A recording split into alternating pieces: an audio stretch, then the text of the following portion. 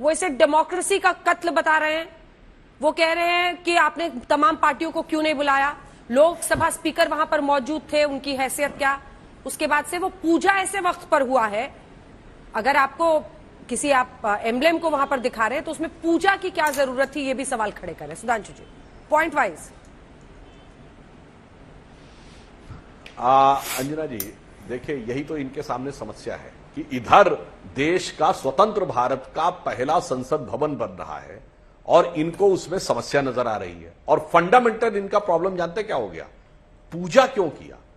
यह विवाद आज का नहीं है, यह विवाद तो उस जमाने में था जब जिस जमाने में राजेंद्र बाबू गए थे सोमनाथ के मंदिर के लिए, तो नेहरू जी ने कहा था नहीं जाना चाहिए। फिर भी चलिए, छोड़िए पुरानी बात, छोड़िए आज की बात करते हैं। तो मैं पूछना चाहता हूं मान्यवर, क्या पूजा को आपको किसी मत संप्रदाय से आप जोड़ते हैं? क्या ये जो पूजा करने की परंपरा है ये भारतीय परंपरा है या फिर ये आपको लगता है कि सांप्रदायिक परंपरा है? अगर आपको ये मन में भाव है तो इस नेशनल एम्ब्लम पे तो जो चक्र बनाया, अशोक का चक्र, उसका नाम है धम्म चक्र। आपने लोकसभा की बात कही तो लोकसभा के स्पीकर की पीठ के पीछे क्या लिखा हुआ है, धर्म चक्र प्रवर्तनाय। सारी संसदीय धर्म के चक्र के लिए बैठी हुई है और वही अशोक का धम्म चक्र भारत के राष्ट्रीय ध्वज पर भी है। और इतना ही नहीं है, सर्वोच्च न्यायालय का एम्ब्लम पढ़ा है आपने कि नहीं? उसमें क्या लिखा है, यतो धर्मस ततो जया।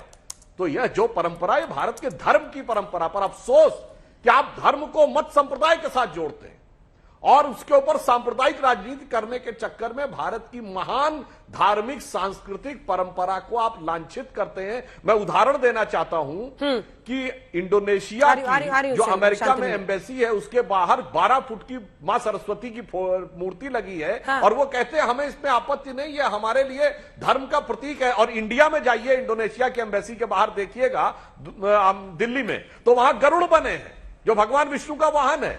वो अपनी संस्कृति में गर्व करते, पर आपको क्षुद्र वोट बैंक की राजनीति करनी है तो संसद भवन की गरिमा भी गिरानी है। और संसद भवन में आप गरिमा गिरा रहे हैं क्या शांतनु जी?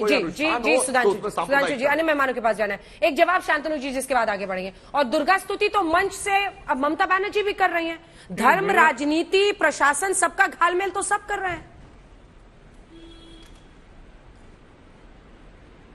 नहीं, मेरा सवाल का जवाब नहीं बोला। पहला बात यह है, we believe in dovetailing in religion, dovetailing of religion. क्या इंडियन कल्चर, इंडियन कॉन्स्टिट्यूशन बोलता है कि यहाँ पर सिर्फ एक ही धर्म है? नंबर 1। नंबर 2, इंडियन कॉन्स्टिट्यूशन क्या बोलता है कि आप प्रेसिडेंट को बैठा के प्राइम मिनिस्टर प्रेसिडेंट का नाम के स्टेडियम इनॉग्रेट करेगा? इंडियन कॉन्स्टिट्यूशन क्या यह बोलता है कि लोकसभा स्पीकर वो बैठे रहेगा और प्राइम मिनिस्टर अनवेल करेंगे एक एम्ब्लेम को?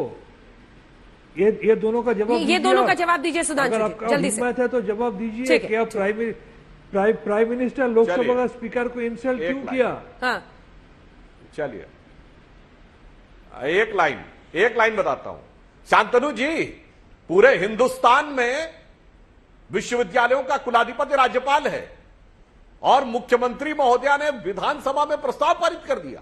अब वो तो खैर यूजीसी को निर्णय लेना होगा कि सारे विश्वविद्यालयों की कुलाधिपति। गजब का संविधान के प्रति, संवैधानिक पदों के प्रति आपकी आस्था है पूरे भारत में। गलत बोल रहा है। एक और ये चलेगी और आप अपना करेंगे। कितना संवैधानिक पदों के प्रति सम्मान है। आप बोले तो मैंने disturbance. You are giving false information. आप झूठ बोल रहा है। मैंने डिस्टर्बेंस। आप कम से कम कैमरा में झूठ मत बोलिए। आप कैमरा में आके झूठ मत बोलिए। तमिलनाडु में बहुत बताइए क्या सत्य है? केरला में बोलिए सत्य क्या है? राजस्थान में रिजोल्यूशन ले लिया। अरे ये बताइए ना, तो आपकी राज्यपाल के प्रति आस्था नहीं है ना? गलत आपकी संविधान में आस्था नहीं है। राज्यपाल का आपने क्या मतलब रखा? जो प्रधानमंत्री और राष्ट्रपति का रिलेशन है उससे ज्यादा बड़ी स्थिति राज्यपाल की है, क्योंकि राज्यपाल सरकार बर्खास्त कर सकता, राष्ट्रपति कभी केंद्र सरकार बर्खास्त नहीं कर सकता। आपने राज्यपाल के पद के साथ क्या किया? बोलिए। अरे बोलिए ना, राज्यपाल के पद का सम्मान किया? जब से सत्ता में आया आप लोग टिप्पणी करती है ममता बनर्जी? कोई ऑटोनोमस बॉडी को छोड़ा क्या? कोई ऑटोनोमस बॉडी छोड़ा? बीजेपी कोई ऑटोनोमस बॉडी छोड़ा? करने की राजनीति पे करती। संविधान पे जवाब दीजिए, राजनीति पे तो मैं राजनीति पे जवाब देता हूं। ऐसे मत बोलिए शांतनु जी, प्लीज। अब सुधांशु जी 2 लाइन में बात पूरी कीजिए। नहीं, वो आप कह रहे हैं कि वो राज्यपाल का सम्मान नहीं करती। मैं कह रहा हूं, तो क्या अब आपके लिए आदर्श टीएमसी हो गई है, जिसको देखकर आप सब कुछ कर रहे हैं? ये कौन सी दलील हुई सुधांशु जी? ना ना ना, मैंने ये नहीं कहा। अरे भाई, जिसने संवैधानिक उपकरण का प्रयोग करके, विधानसभा का प्रयोग करके राज्यपाल के अधिकारों का अधिग्रहण करने का प्रयास किया, हाँ। वो आकर संवैधानिक व्यवस्था का प्रवचन दे, तो मेरे विचार से ये बहुत दुखद, ठीक है। शांतनु जी, सिर्फ 2 लाइन सर, मुझे दुबे जी और सबके पास जाना है sir, please only 2 line sir, only 2 line rebuttal.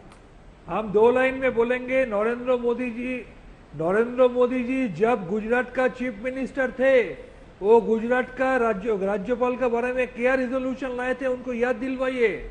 और यूनिवर्सिटी का चांसलर तमिलनाडु, केरला, बंगाल का पहले कर चुका है, राजस्थान रेजोल्यूशन ले लिया है। आपको सही तरीके से इंफॉर्मेशन लेके डिबेट में बैठना चाहिए। और प्राइम मिनिस्टर अगर विश्व भारती का चांसलर बन सकता है, तो चीफ मिनिस्टर क्यों दूसरा यूनिवर्सिटी का चांसलर नहीं बन सकता है?